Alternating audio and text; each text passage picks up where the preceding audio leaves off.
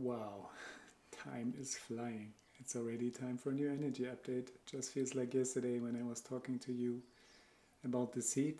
But today we enter a new cycle in the Mayan Dreamsberg calendar, and it is the cycle of the red magnetic earth.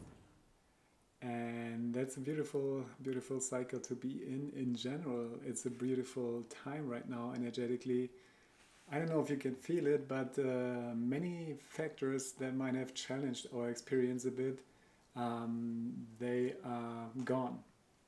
What I mean by that is that, for instance, the 10 portal days that we went through, the Omega run, that was 10 portal days in a row. We just finished that, and this is usually a very intense time. So if you have felt the last 2 weeks to be rather intense and challenging, then you're not the only one, and it was definitely by design. Because yeah, those portal days they are basically energetic gateways that funnel in extra potent higher energy that illuminates and amplifies and magnifies everything that we're dealing with.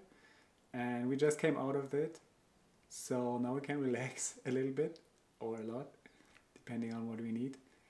And also, Mercury just went direct yesterday, and I don't know if you experienced some challenges in your communications with your technology, with your transportation or travels. So, yeah, Mercury is direct again, so this should get a little less funky also, which is awesome. And then we just entered the Chinese New Year, we're still in the new moon. A lot of beautiful, potent energy. But now let's have a look exactly at the Earth and the new cycle that we are in for the next 13 days according to the Mayan cosmology. And what does the red Earth represent? Well, it stands for evolve, synchronicity, and navigation. And let's have a deeper look at all of those one by one, shall we? So, the first thing, evolve, right? So obviously we're evolving all the time, but this specific time frame right now with this portal that we just entered on the two, like this, the 2nd February of 2022, like this 222 portal, is boosting our spiritual evolution big time. That means we have a lot of supportive energies around ourselves to evolve. And yeah, we are doing that on many levels, on an individual level, on a collective level. From now on, things get a momentum and it's just going to increase. Like we're still in February, but when we're going to go to March, it's like a rocket ship, like launching, something like that magnitude. So evolving, right? We are evolving, we are changing on a personal level. Everything is affected by this desire of consciousness to grow and expand and evolve, and the old ways are no longer working. You see resistance everywhere on the planet, people revolting against oppression, against governments that don't serve their best interest. And that's just one of the things. Everything is transforming. Businesses are transforming. New careers are being born. You know, there's a lot of beautiful things, and yeah, we are evolving um, into a higher octave, into a more expanded consciousness. And we do that step by step because it's quite a leap and it's quite the contrary to what we are conditioned and trained to be in, right? Because we are basically in those new energies that are present for us that we can use and create with them and align with those energies and then make them part of our creative process. Those energies are not so linear anymore. So they affect how we perceive time and space, and also they transcend the paradigm of limitation in a sense that if we believe the third dimensional reality all to be all that is, then this paradigm is challenging that idea and is getting into the idea that we are at the core essence consciousness, and everything is happening within consciousness, and consciousness itself is boundless, is limitless, and is present everywhere. And this is also affecting how we have created our limitations for ourselves, right? So we are evolving basically from linear, limited beings into expanded beings, into limitless beings. We are acknowledging and realizing, starting to realize step by step, at a degree that we can all handle on a personal level, our expanded awareness, our expanded consciousness, our infinite potential that wants to express itself, right? So that is big time. And then let's have a look at the second, which is navigation, right? And that is a beautiful part because it is the cycle of the earth.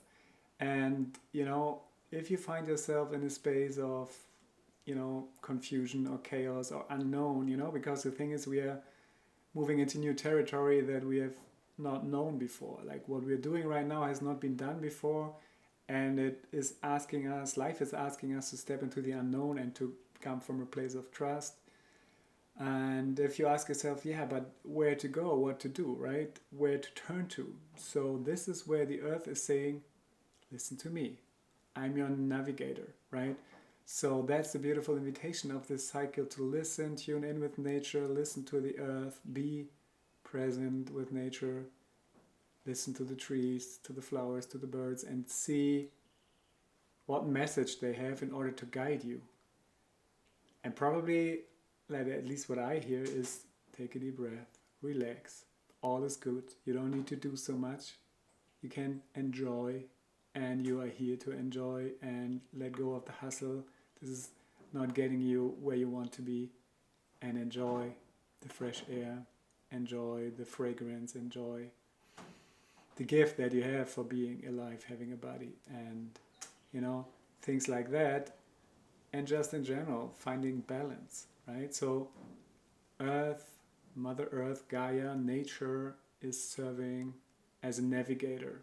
So we don't need to look so much outside of ourselves, and definitely not to any authority figures or politicians or anybody, you know, to tell us what to do. If we connect with our inner guidance, if we make ourselves available again and reconnect with that intelligence that is permeating through everything in nature, and we give ourselves back to nature and listen to that guidance within, then we have the perfect navigation system. You could also say the heart is guiding us, because the heart is by design connected to all that is, connected to the source, connected to the life force.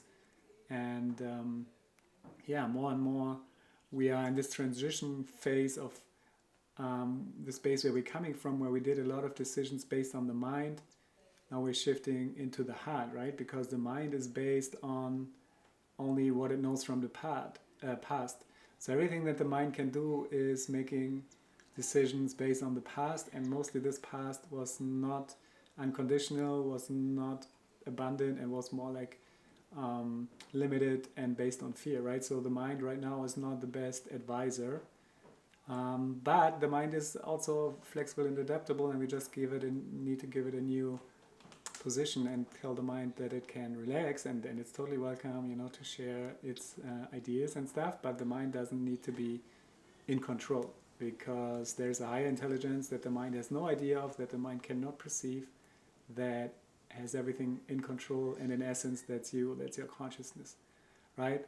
So then let's look at the last step, which is synchronicities. And that's the beautiful thing about this new energy, talking about getting out of the mind into the inner guidance.